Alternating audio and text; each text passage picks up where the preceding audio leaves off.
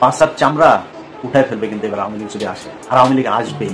আমি গ্যারান্টি দিলাম, যদি আমার এই বক্তব্যের কারোর পাল্টা কোনো যুক্তি।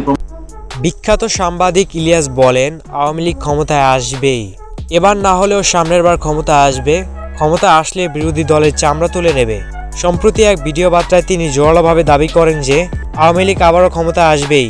আওয়ামী লীগ ক্ষমতা আসলে বিরোধী দলের জন্য কঠোর ব্যবস্থা নেবে।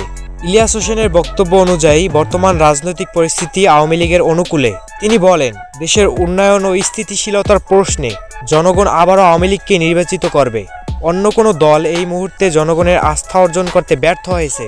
তবে আরও একটি বক্তব্য ব্যাপকভাবে বিতর্কের জন্ম দিয়েছে। তিনি সরাসরি বলেন, আওয়ামী লীগ ক্ষমতায় এলে বিরোধী দলের চামড়া তুলে নেবে। পাঁচার চামড়া উঠায় ফেলবে কিন্তু এবার আওয়ামী লীগ যদি আসে, আর আওয়ামী লীগ আসবেই। আমি গ্যারান্টি দিলাম, যদি আমার এই বক্তব্যের কারোর পাল্টা কোনো যুক্তি। এই মন্তব্য রাজনৈতিক বিশ্লেষকদের মধ্যে তীব্র প্রতিক্রিয়া সৃষ্টি করেছে। অনেকেই মনে করছেন এটি রাজনৈতিক প্রতিহিংসাকে উস্কে দিতে পারে। ইলিয়াস হোসেন আরও দাবি করেন, দেশের বিরোধী দলগুলো পরিকল্পিতভাবে ষড়যন্ত্র করছে। তিনি বলেন, যারা দেশের উন্নয়ন বাধাগ্রস্ত করতে চায় তাদের কোনোভাবেই ছাড় দেওয়া হবে না। বিরোধী দলগুলো এই বক্তব্যের কঠোর নিন্দা জানিয়েছে। তাদের মতে এটি স্বাধীনতা ও মত প্রকাশের উপর বড় আঘাত এবং রাজনৈতিক প্রতিহিংসার প্রকাশ। এই বিতর্কিত মন্তব্য নিয়ে সাধারণ জনগণের প্রতিক্রিয়া মিশ্র।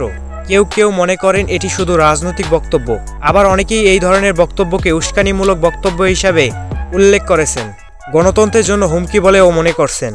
রাজনৈতিক পরিস্থিতি উত্তপ্ত হওয়ার পাশাপাশি আসন্ন নির্বাচনকে কেন্দ্র করে এ ধরনের মন্তব্য আরও বেশি আলোচনার জন্ম দিচ্ছে। দেশের ভবিষ্যৎ রাজনীতি কোন দিকে এগোবে তা তো এখন বলা কঠিন।